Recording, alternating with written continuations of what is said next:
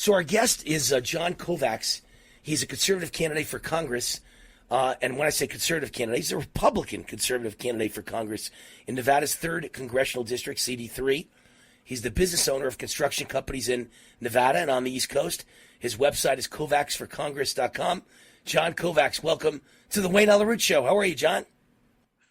I'm doing very well. Thank you very much again for having me. I always look forward to this interview. So I see a headline right now that says Democrat pollster says Biden's poll numbers are the worst numbers that he's ever seen. Rarely have I ever seen numbers like this in my entire career. And this is Mark Penn, the former Clinton advisor and Democrat pollster. Rarely has he ever seen numbers this bad ever in his entire long career. They are bad. Biden is sinking like the Poseidon Adventure. He's sinking like the Titanic. And so tell me what you see when you look at Biden's sinking poll numbers, John Kovacs. Well, I see two things. I see people wanting to retake the ship and get it back, and get it back on track. Retake the train, get it back on track, and I see that definitely going to be happening. I see very good things for Congress, very good things for the Senate in the midterms in 2022. The other thing I see is I see no end in sight to the sinking. This guy's going to hit rock bottom, and that's not really a good thing for us or the country, because as he continues to sink, it's not just going to be the polls. It's going to be as a result of the incompetent policy decisions he's going to continue to make. And he's only 10 months in, 12 months in, whatever. He's just getting warmed up. And we're going to have to combat this from day one, beginning with once we get into office on the congressional and senatorial sides. We're going to have to combat this because he's going to continue to go down, but not because people don't like him, because his policies are just going to get worse and worse and worse. Yeah, well, I mean, look, you're in the construction business, and obviously, eventually, if not now, I mean, I'm interested how it's affecting you now, but I mean, eventually, this is going to affect everybody. Every businessman or woman is going to be in major trouble. If he drowns, we all drown. You don't want the President of the United States to drown, because we're all going to drown. He's drowning in the polls because things are bad on Main Street, really bad, and inflation is out of control. And as I pointed out, John, earlier in the show, one of my fans sent me a photo of the supermarket shelves at Albertsons in Summerlin, and there was nothing on the shelf. And I told him, it's only just starting. You have no idea, because Biden just banned all truckers who are unvaccinated from Canada. Well, that's going to be 30% of all the goods that come into America come from Canada, and at least half the truckers don't want the vaccine. So what's going to happen now is the supply chain situation is going to triple in depth in how bad it is. And so there's a disaster building, and it's only going to get worse. We are sinking as Biden sinks. How does it affect your business as a guy in construction? There's a lot. We have our lead times on our critical materials keep getting longer and longer. Truck drivers, as you know, are at a premium, and people can't find them.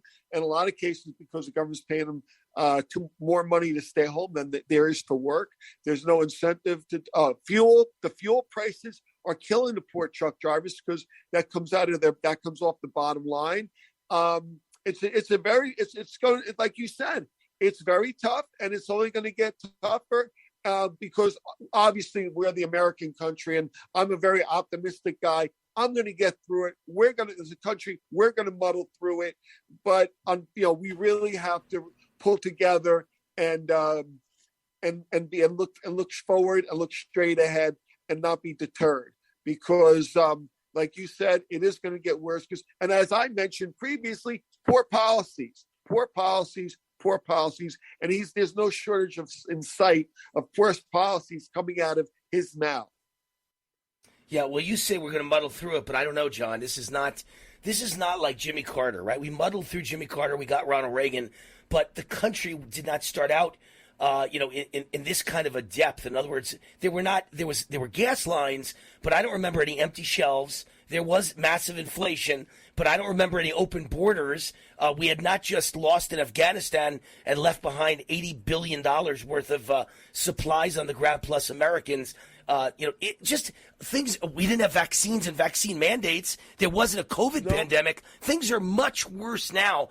I'm not sure we're going to survive. I'm not 100% sure. Someone asked me yesterday, I said 50-50, whether we make it to 2024. I don't know if America makes it. I'm not saying zero, 50-50. In that regard, I have to say, I'm keeping my fingers crossed, but because he's going to be in office for 3 more years.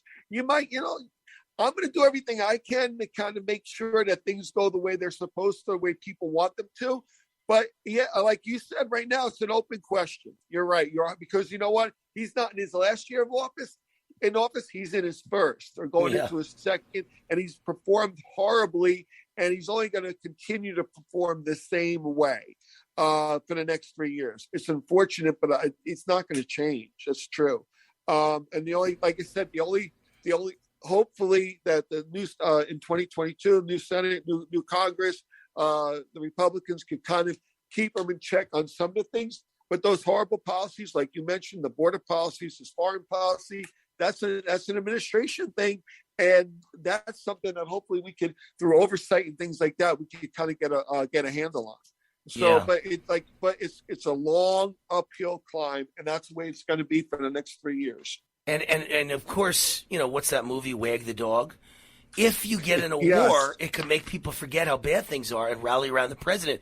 So maybe what these guys are looking for is a war involving Russia and Ukraine. Maybe this is exactly what Biden's people want, right? The Ukraine situation could lead to World War III, but everybody would forget all the problems in America. So maybe that's exactly what they're aiming for, bucking for. They want a war. I think it's very possible.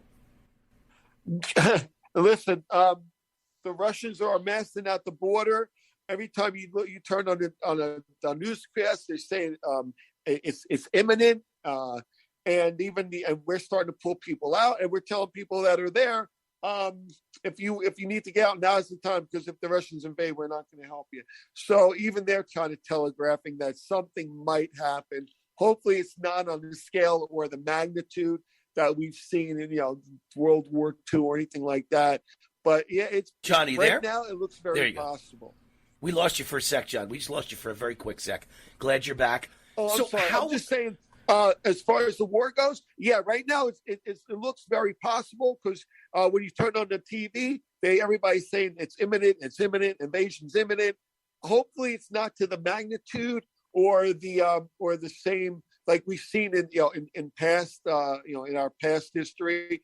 With when you had those type of issues that involve the entire world. Hopefully that's not the case. But right now, it's a crapshoot with respect to do the Russians invade. Everybody's smart money saying it's going to happen. Let's hope that kind of gets diffused as well. Although I don't have much confidence in the current administration to do any diffusing. Well, he's talking about 8,000 troops to start with on the border of Ukraine. What about 8,000 troops on the American border with Mexico? That's where we should have our troops. That's where we need them. That's where we need them. It's pathetic. And that's the other thing. How you're gonna go defend somebody else's border? Why don't you start defending your own? Unbelievable. Right.